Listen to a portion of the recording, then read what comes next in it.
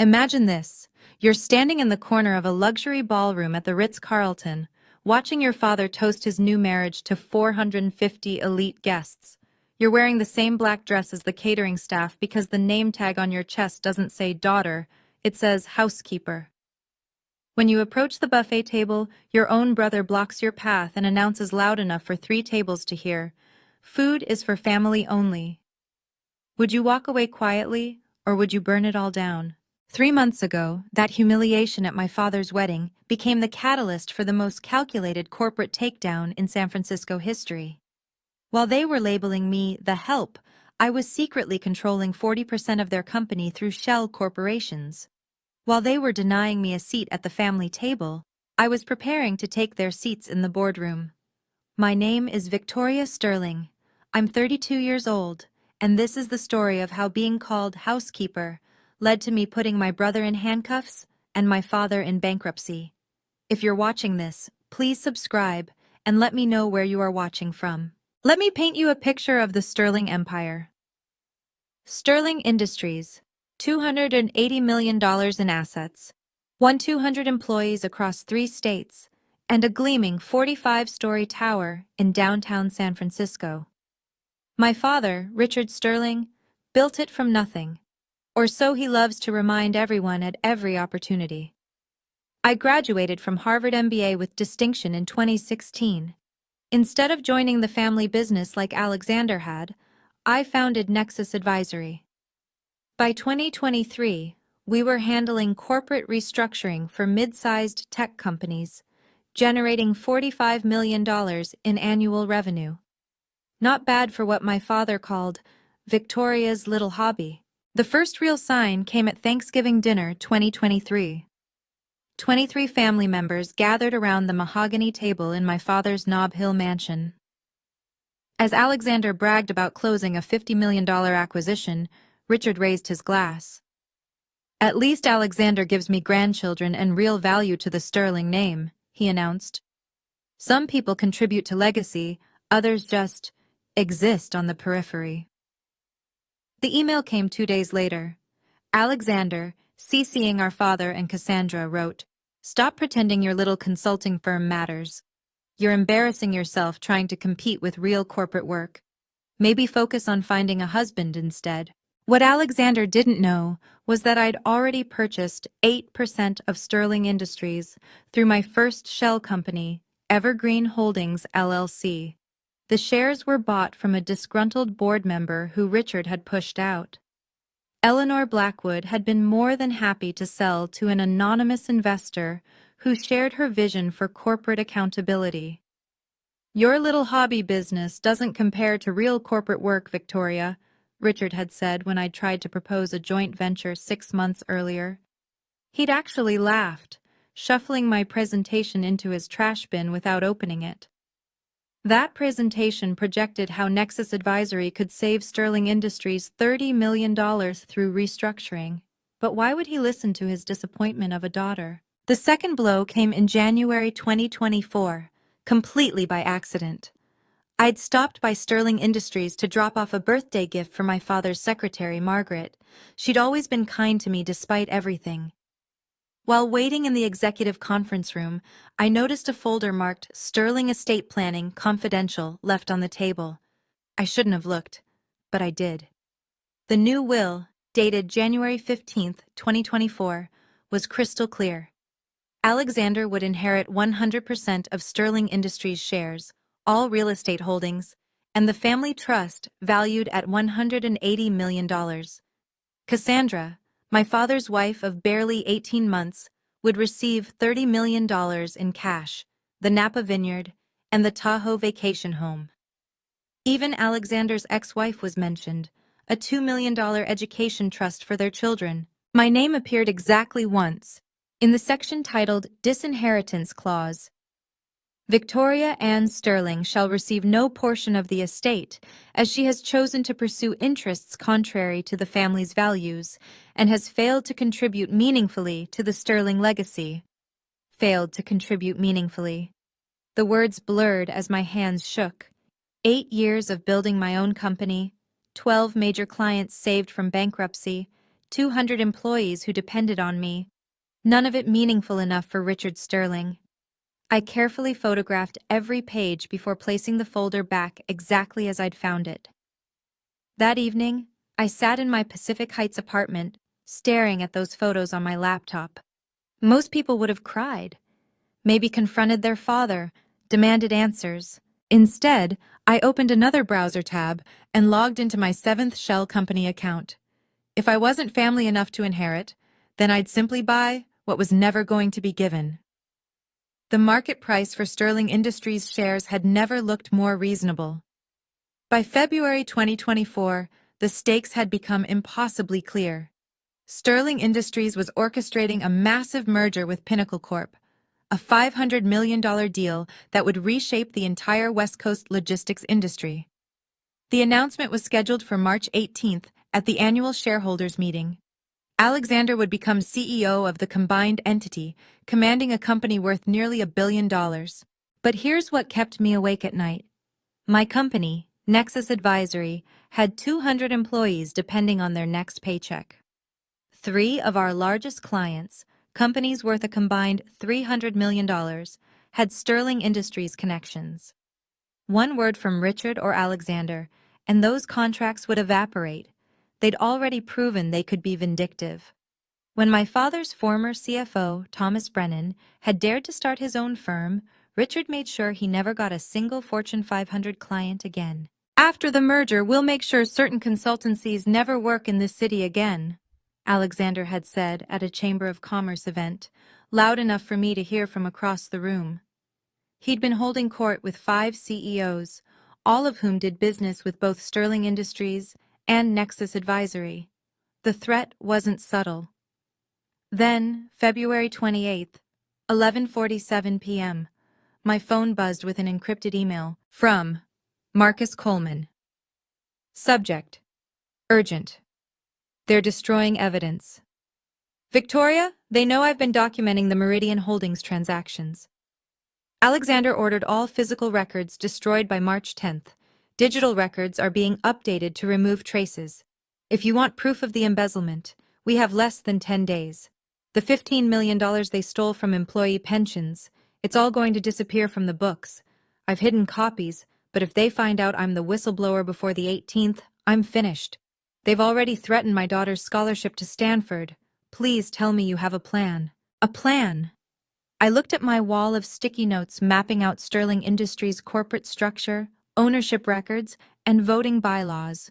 Yes, I had a plan, but it would cost me everything if it failed. March in San Francisco meant 3 things for the Sterling family. My father's wedding to Cassandra on the 15th, the shareholders' meeting on the 18th, and exactly 72 hours between them to execute the impossible. The wedding invitation had arrived in January, printed on paper that probably cost more than most people's monthly rent. Mr. Richard Sterling and Ms. Cassandra Morgan request your presence. The date stared back at me. Saturday, March 15th, 2024, 4:00 p.m., the Ritz-Carlton, San Francisco.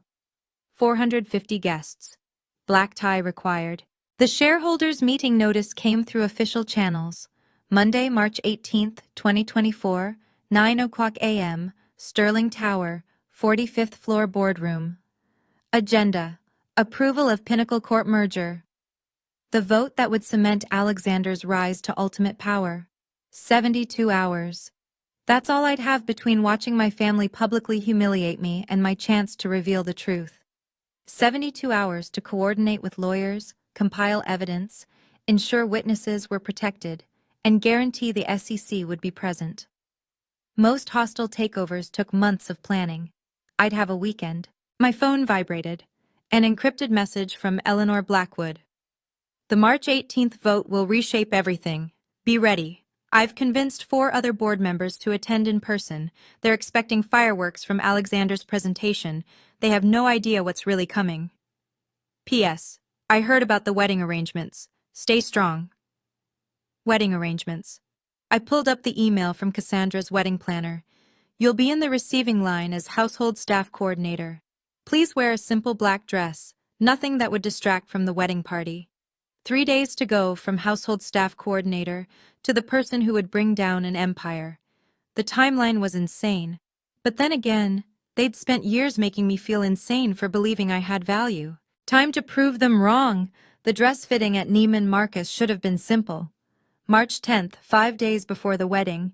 Cassandra had insisted all wedding participants attend, though my role was still mysteriously undefined. "We don't need you in photos," Cassandra announced the moment I walked in, loud enough for the other bridesmaids to hear. "You'll be managing the coat check, much more suitable for your skill set." Alexander lounged in a velvet chair, scrolling through his phone. "Just wear something simple," he said without looking up, "like staff would. Nothing designer, it would look desperate on you anyway." The boutique fell silent. 6 bridesmaids, all Cassandra's sorority sisters, tried not to stare. The saleswoman's smile froze. "Of course," I replied calmly. "I understand my place perfectly." "Do you, though?" Richard emerged from the men's fitting area, his new tuxedo impeccable. "Because you keep showing up to family events acting like you belong at the main table. Don't embarrass us with your presence, Victoria. Blend into the background where you're comfortable." "Know your place, Victoria," Cassandra added, admiring her $30,000 Vera Wang dress in the mirror. "You're lucky to even be invited." I maintained eye contact with my father. "You're absolutely right. I should know my place." I paused, letting them think they'd won. "I'll make sure I'm exactly where I need to be." As I left the boutique, my phone buzzed. A FedEx delivery notification. "Package from SEC delivered to your office. Signature confirmed." The Securities and Exchange Commission had received my formal whistleblower complaint. They'd be attending the shareholders' meeting as observers. Alexander and Richard were so busy putting me in my place, they hadn't noticed I was about to flip the entire board. March 12th, 3 days before the wedding. My Pacific Heights apartment had transformed into a war room. 7 laptop screens displayed the corporate structures of my shell companies: Evergreen Holdings, Cascade Ventures, Marina Bay Investments, Golden Gate Capital, Presidio Partners, Sunset Holdings, and Bridge Trust. Together, they controlled 40% of Sterling Industries. "The Sterling family meeting votes are about to get very interesting," said my lawyer, Jennifer Walsh, reviewing the share certificates. "You've spent 5 years and $47 million acquiring these positions. They never saw it coming because you bought from disgruntled employees, ex-board members, and Richard's former mistresses, people he'd burned who were happy to sell to anonymous buyers." The centerpiece of our evidence sat in a locked briefcase, a USB drive from Marcus Coleman containing 3 years of forensic accounting. $15 million siphoned from employee pension funds through Meridian Holdings, a shell company Alexander thought was untraceable. Wire transfers, canceled checks, even recorded phone conversations where Alexander bragged to his golf buddies about his creative accounting. "Deloitte's forensic team has verified everything," Jennifer confirmed. 3 independent auditors, all willing to testify. The evidence is ironclad. I pulled up the email chain from Eleanor Blackwood, dating back to 2019. She'd been my silent mentor, guiding my share purchases, ensuring I stayed hidden until the perfect moment. "I've been waiting 5 years for someone brave enough to expose them," her latest message read. "Your father destroyed my husband's company in 2018. Watching his empire crumble from the inside will be poetic justice." My phone rang. Marcus Coleman panicked. "Alexander's asking questions about who's been buying shares. He knows something's wrong but can't figure out what. He's hired investigators." "Let him investigate," I replied, staring at my reflection in the window. 5 years of planning, $40 million invested, careers and lives at stake. In 6 days, none of his questions will matter. If you've ever been underestimated by your own family, hit that subscribe button right now. I need to know, would you have walked away or fought back? Comment below with your choice. Now, let me tell you about the wedding day that changed everything. Eleanor Blackwood was the kind of woman who could destroy you with a smile. 15% shareholder of Sterling Industries, widow of Richard's former business partner, and the only person who'd ever made my father visibly nervous. March 13th, she invited me for tea at the St. Francis Hotel. Your father doesn't know I've been helping you buy shares, she said, stirring her Earl Grey with deliberate precision. 5 years ago, when he orchestrated my husband's bankruptcy, I swore I'd find the right person to take him down. You're that person, Victoria. She slid a manila folder across the table. 3 years of email exchanges between Richard and Alexander, all forwarded from Sterling Industries' own servers. Timestamps intact, metadata preserved. Discussions about handling board members who asked too many questions. Plans to dilute minority shareholders after the merger. I've been collecting these since 2021, Eleanor explained. Your father made one mistake. He kept me on the board to avoid a lawsuit. That gave me access to everything. Every dirty deal, every betrayal, every crime. Why didn't you act sooner? I asked. Because I needed someone with clean hands. Someone they'd underestimated so completely, they'd never see the attack coming. She smiled, cold and satisfied. Besides, revenge is a dish best served at a wedding reception, don't you think? The email headers were damning. From Richard. Sterling@sterlingindustries.com. To Alexander. Sterling@sterlingindustries.com. Subject: Pension reallocation strategy. Date stamps from the company's own exchange server impossible to fake. Monday morning, Eleanor said, standing to leave. When you walk into that boardroom, you won't be alone. I've spent 3 years turning board members against them. They just don't know it yet. Marcus Coleman looked like he hadn't slept in weeks. We met at a parking garage in Soma, March 14th, the night before the wedding. He handed me a locked briefcase with shaking hands. 2,000 pages, he whispered, glancing around nervously. 3 years of Alexander's fraud documented in excruciating detail. Cancelled checks with his signature transferring pension funds to Meridian Holdings. Wire transfers totaling $15 million. Even video recordings from security cameras showing him accessing the pension accounts after hours. I opened the briefcase. The evidence was overwhelming. Each document had been notarized, backed up in 5 locations, including 2 safety deposit boxes and 3 cloud servers.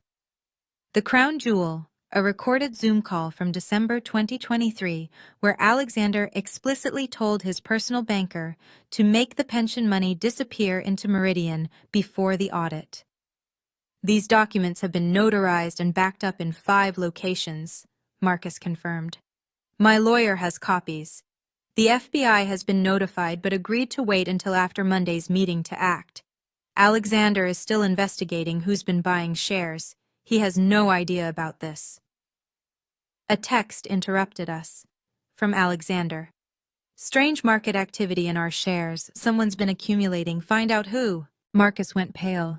He's getting paranoid. Yesterday he asked why I'd been staying late so often in 2023.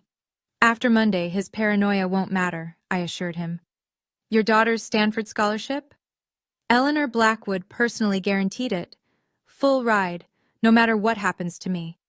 He managed a weak smile. You know what the ironic part is?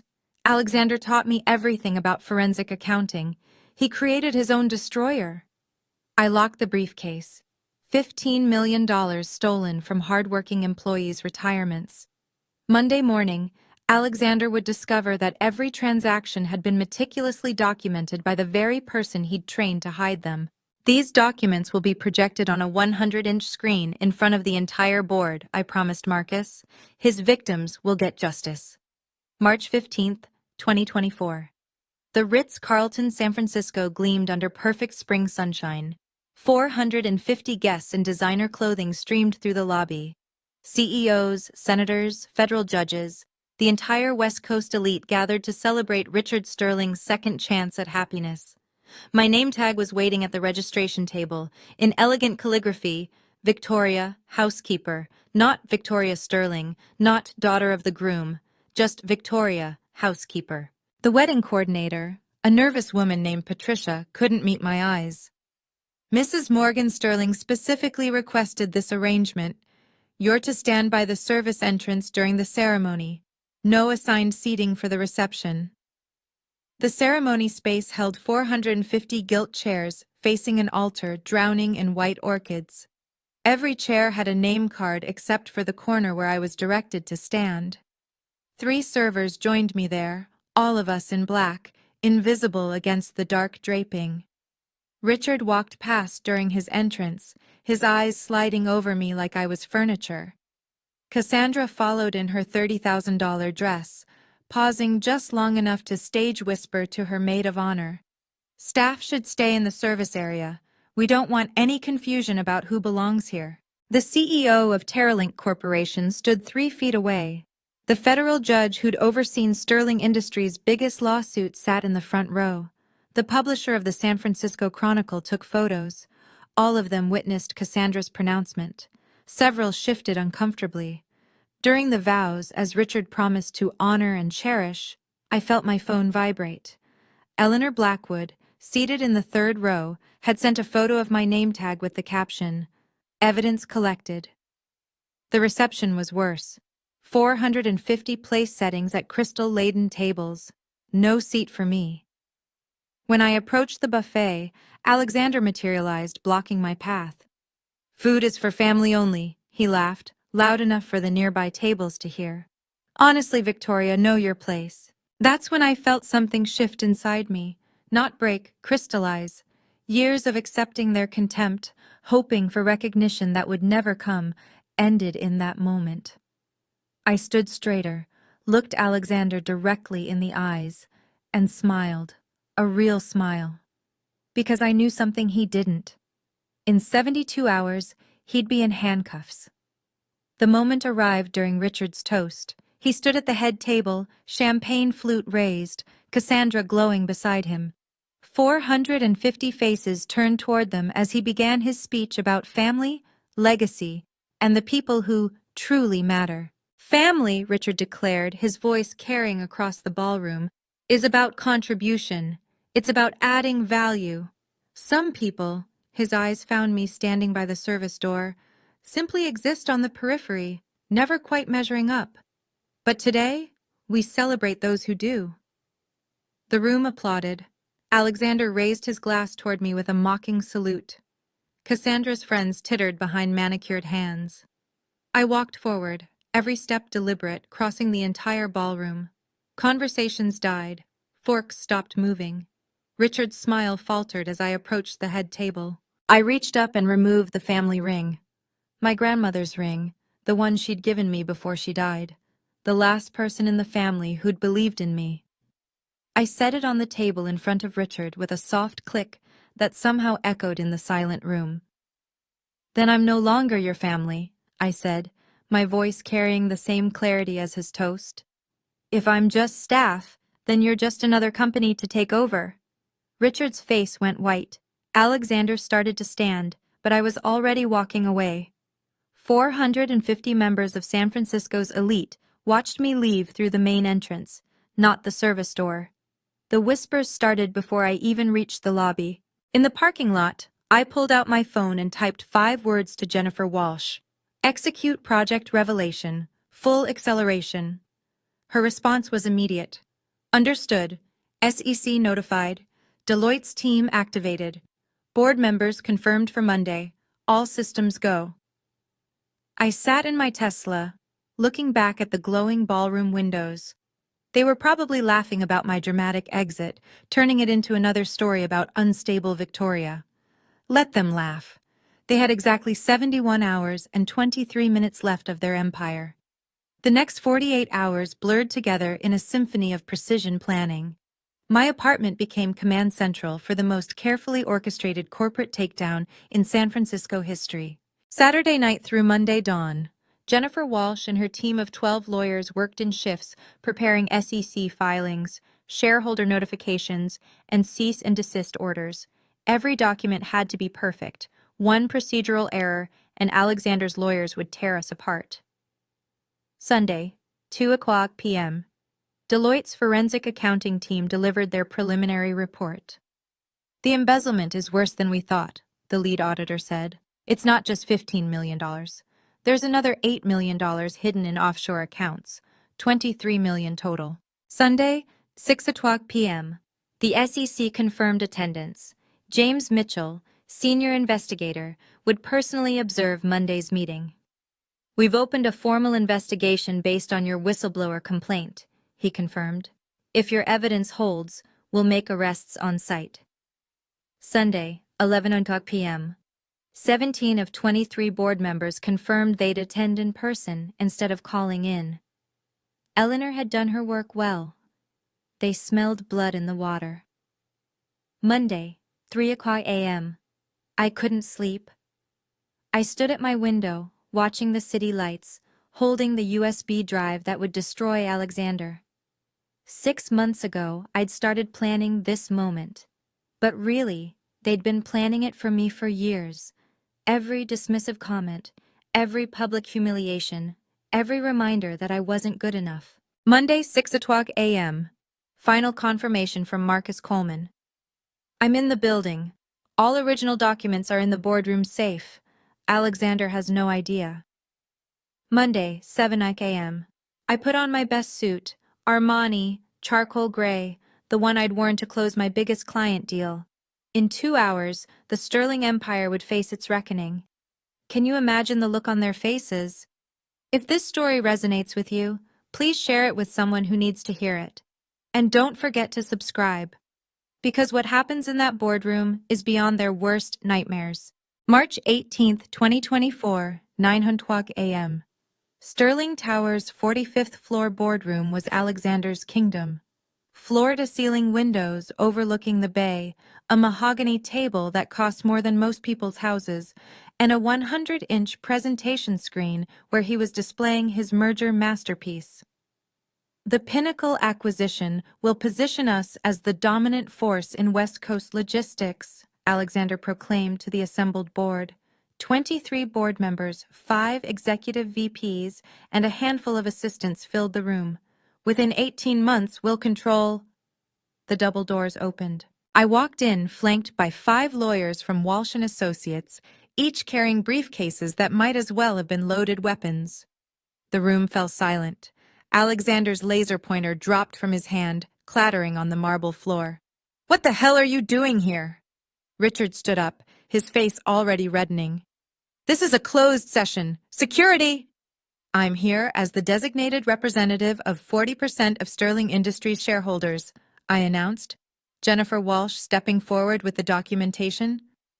"According to Section 7.3 of your corporate bylaws, any shareholder group controlling more than 25% can demand immediate board attention." The 100-inch screen behind Alexander changed. My legal team had taken control of the presentation system. Suddenly, the ownership structure of Sterling Industries filled the screen. 7 shell companies, all leading back to one name, Victoria Sterling. "That's impossible," Alexander stammered. "You don't have—" "Evergreen Holdings 8%, Cascade Ventures 7%, Marina Bay Investments 6%. Should I continue?" I moved to the center of the room, my heels clicking against marble with metronomic precision. 40% total ownership, accumulated over 5 years from shareholders who were tired of the Sterling family's mismanagement. Eleanor Blackwood stood up slowly, a satisfied smile playing at her lips. I motioned to pause the merger discussion and address this new stakeholder concern. "Seconded," said Thomas Chen. "No, Thomas Whitman," another board member Eleanor had turned. Richard couldn't speak. He stood there, mouth opening and closing like a landed fish, as his empire's control structure crumbled on the screen for everyone to see. But the best part? I wasn't done. Not even close. "Good morning, board members," I said, taking my place at the presentation podium. "I believe you know me as the Housekeeper. Before we discuss the merger," I said, clicking to the next slide, "the board needs to address a more pressing matter. $23 million missing from employee pension funds." The screen exploded with evidence. 47 slides of meticulously documented fraud. Canceled checks with Alexander's signature. Wire transfer confirmations to Meridian Holdings. Bank statements showing the systematic drainage of retirement accounts. "This is fabricated," Alexander shouted, but his voice cracked. "You can't just—" Every document has been authenticated by 3 independent sources, Jennifer Walsh interrupted. Deloitte's forensic team spent 2 weeks verifying each transaction. Mr. Coleman from accounting can attest to their authenticity. Marcus stood up from his seat in the corner, holding original documents. I've been documenting this fraud for 3 years. Every transfer, every forged authorization, every deleted email, I have copies. The room erupted. Board members shouted questions. Richard slammed his fist on the table, but I kept clicking through slides, each one more damning than the last. Slide 23. An email from Alexander to his personal banker, subject line, pension reallocation complete. Slide 31. Security footage of Alexander accessing pension systems at 2 a.m. outside normal procedures. Slide 39. The smoking gun. A recorded Zoom call where Alexander explicitly discussed hiding the stolen funds. This is illegal recording, Alexander protested. You can't use... Actually, James Mitchell stood up, his SEC badge gleaming. We can. I'm James Mitchell, Securities and Exchange Commission. We've been investigating Sterling Industries for 6 months based on Ms. Sterling's whistleblower complaint. This evidence has been submitted to federal prosecutors. The color drained from Alexander's face as 2 FBI agents entered the boardroom. They'd been waiting in the hallway. Every document has been authenticated by 3 independent sources, I repeated, my voice steady as granite. The theft is undeniable, the evidence is overwhelming, and the consequences are inevitable. Richard finally found his voice. Victoria, you don't understand what you're doing. You're destroying your own family. No, I corrected him. I'm protecting 200 employees whose retirements you stole. Family doesn't do what you did. The FBI agents moved toward Alexander with practiced efficiency. Alexander Sterling, you're under arrest for embezzlement, wire fraud, and violation of ERISA pension regulations. Dad! Alexander looked desperately at Richard. Do something! But Richard couldn't even stand. He slumped in his chair as the agents cuffed his son in front of the entire board. The metallic click of handcuffs echoed through the silent boardroom. This is insane! Alexander struggled against the agents. It's a setup. She's lying. James Mitchell from the SEC pulled up his tablet. Mr. Sterling, we have your signed confession from December's recorded call. You explicitly stated, and I quote, make the pension money disappear into Meridian before the audit. Would you like to hear the recording? On the conference phone, Cassandra's voice crackled through. Richard, what's happening? The news is saying Alexander was arrested? Eleanor Blackwood stood up. I motion for an immediate vote of no confidence in Richard Sterling as CEO and chairman. Seconded came from 4 board members simultaneously. The vote was swift and brutal. 18 for removal, 3 against, 2 abstaining. Richard Sterling, the man who'd built an empire, was stripped of his power in less than 60 seconds. Furthermore, Eleanor continued, I nominate Victoria Sterling for an independent board seat, effective immediately. This time the vote was 18-5 in favor. Trading had been halted 20 minutes ago when news of the FBI's presence hit the wire. Sterling Industries stock was in freefall. The merger with Pinnacle was dead. Everything Richard and Alexander had worked toward for the past year evaporated in the span of a single morning. The housekeeper motion passes, Eleanor announced with undisguised satisfaction. Meeting adjourned. As the FBI led Alexander out, he turned back one last time. You destroyed us, your own family. No, I replied, gathering my papers with steady hands. You destroyed yourselves. I just made sure everyone could see it. Richard remained frozen in his chair as board members filed out, most avoiding eye contact with him. His empire, his legacy, his carefully crafted reputation, all of it lay in ruins around him. The housekeeper had cleaned house. The legal dominoes fell fast and hard. Within 3 hours of Alexander's arrest, Federal prosecutors unsealed a 47-count indictment. Securities fraud, embezzlement, money laundering, conspiracy, and violation of pension protection laws, each charge carrying potential decades in prison.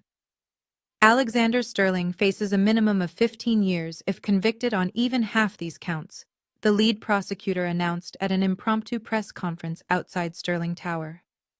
This represents one of the largest pension fraud cases in California history. Sterling Industries faced its own reckoning. The SEC imposed an immediate $75 million fine for failure to maintain proper oversight. The Department of Labor launched a separate investigation.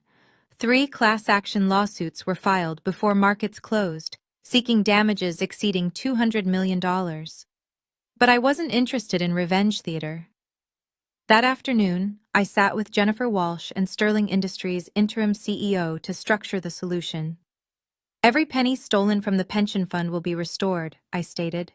Full restitution plus interest, paid from the company reserves and Alexander's frozen assets. That's nearly $30 million with penalties and interest, the interim CEO protested. Then Sterling Industries better find it, I replied. Those employees worked their entire careers for that money. Richard, stripped of his titles but still a shareholder, had to watch as his personal assets were frozen pending investigation. The Nob Hill mansion, the yacht, the art collection, all potentially subject to seizure if he was found complicit.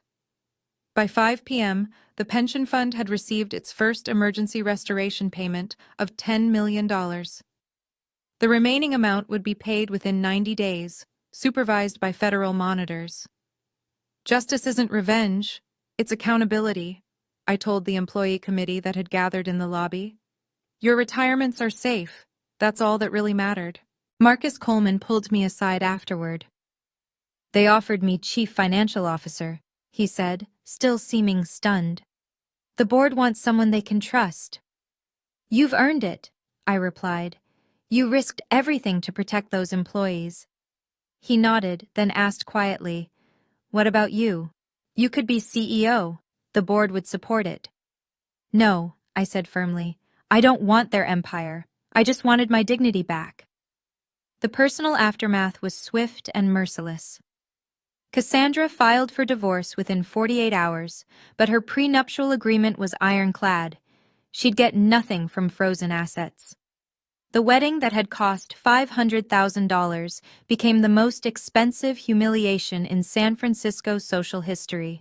I didn't know about any fraud, she told reporters outside her lawyer's office, designer sunglasses failing to hide her puffy eyes. I'm a victim too. But the prenup Richard had insisted on to protect the family wealth now protected him from her. She'd receive only what she'd brought to the marriage, debt from her failed modeling agency, and a reputation in tatters. Alexander's situation grew worse daily.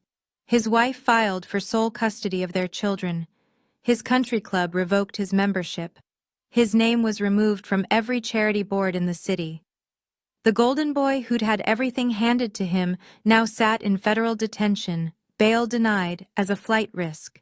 Richard aged 10 years and 10 days, alone in his mansion, staff dismissed, accounts frozen, awaiting potential charges. He became a ghost in his own life. The society invitation stopped. The phone stopped ringing. The man who'd once commanded rooms full of CEOs now couldn't get a returned call. I received a letter from him, delivered by courier. Victoria, I know you won't respond, but I need you to know I'm sorry. I see now what I refused to see before. You were the only one with real strength, real intelligence, real integrity.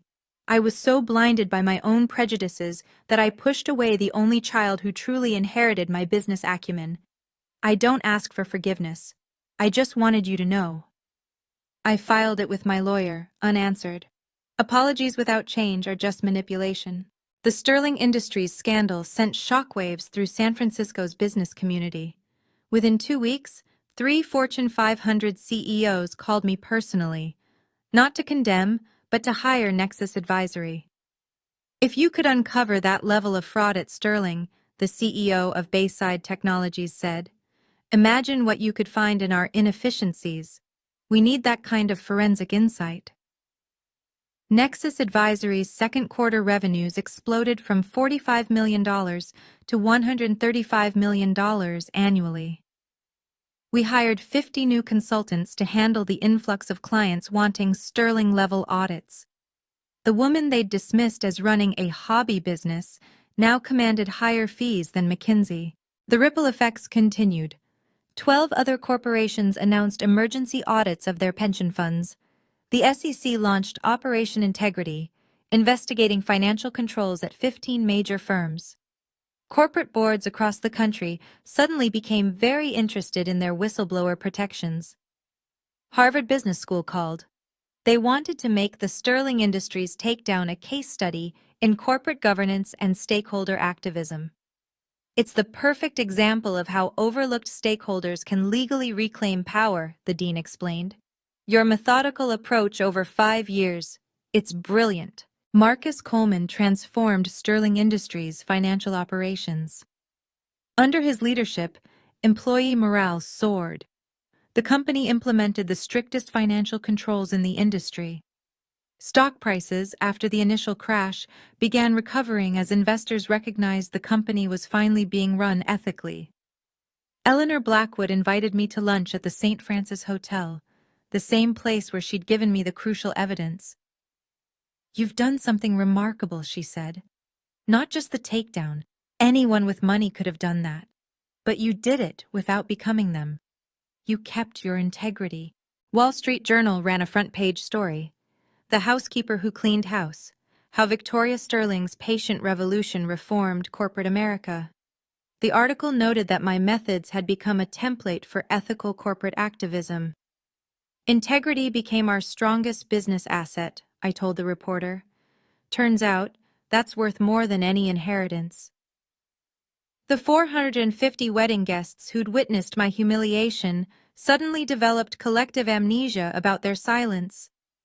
My phone buzzed with messages from people who always knew I was special, who never agreed with how Richard treated me, who wanted to say something, but didn't.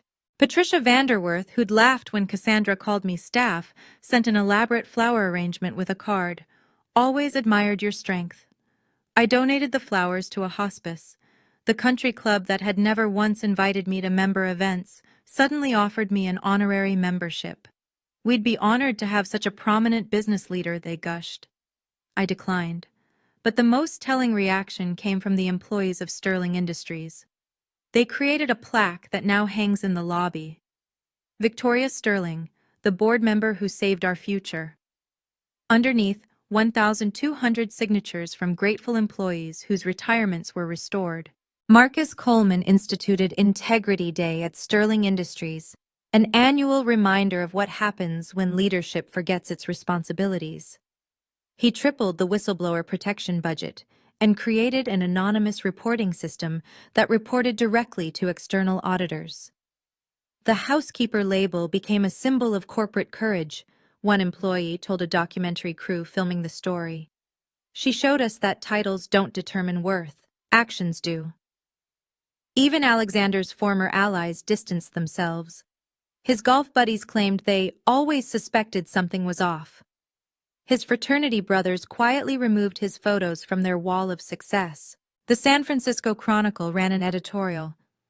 "Victoria Sterling didn't just expose corruption, she revealed our collective cowardice. How many of us witness workplace injustice and stay silent? How many of us see wrongdoing but choose comfort over courage?" The answer apparently was most of us, but now at least they were thinking about it. The attempts at reconciliation came in waves, each more desperate than the last. Richard's 5-page email arrived first, a rambling mixture of self-pity and sudden enlightenment. "I see now that I was threatened by your independence," he wrote. "You reminded me of your mother. Brilliant, self-sufficient, unwilling to be controlled. After she died, I couldn't bear to see her strengthen you. Please, Victoria, let me make amends. I'm alone. I've lost everything. And I finally understand what I threw away." I forwarded it to my lawyer without reading past the first paragraph. Alexander's letter from federal detention was shorter, but no less manipulative. Sister, we both know this has gone too far. If you recant your testimony, say you were mistaken about some details, I could get minimum security, maybe even probation. We're family, Victoria. Family forgives. That one I kept as evidence of continued criminal mindset, useful for the prosecution. Cassandra tried Instagram, of all things, daily messages about girl power and supporting each other through tough times. She even tagged me in a post about women in business inspiring each other. The woman who'd literally labeled me housekeeper now wanted to be inspiration buddies. The most surprising contact came through certified mail, a letter from my mother's sister in Boston, whom I hadn't heard from in 15 years. Inside was a photograph I'd never seen. My mother holding infant me, with a handwritten note on the back. My brilliant daughter will change the world. Below the photo, my aunt had written, "Your mother saw this coming.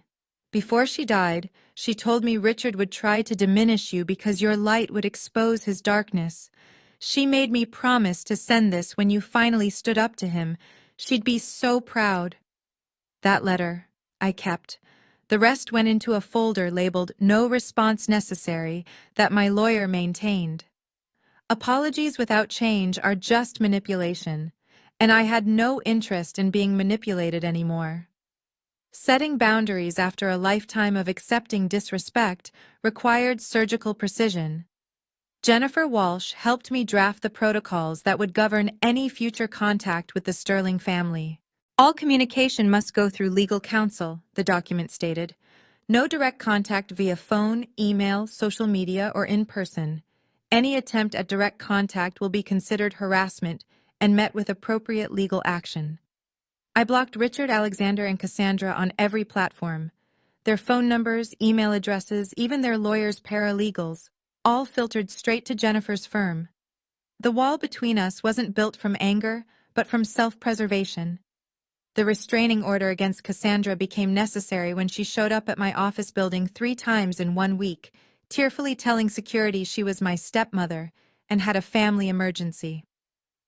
Security camera footage of her performances went straight to the court. Therapy helped me process the trauma I'd normalized for years. "You were gaslit into believing you had no value," Dr. Martinez explained during our 3rd session. "Setting these boundaries isn't cruel. It's the most basic form of self-care." I established new rules for my life. No meetings with anyone who'd witnessed my humiliation and stayed silent unless it was strictly business. No friendly coffees to catch up with people who'd enabled the abuse. No obligation to forgive just because society expected it. Family isn't DNA. It's respect, loyalty, and love, I told Dr. Martinez. I've learned that chosen family, the people who saw my worth when I couldn't, matter more than blood relations who tried to break me. The boundaries extended to my company. Nexus Advisory would never work with Sterling Industries while any Sterling family member remained involved. We had standards now, and those standards included not enabling abusers, even reformed ones. Some called me cold.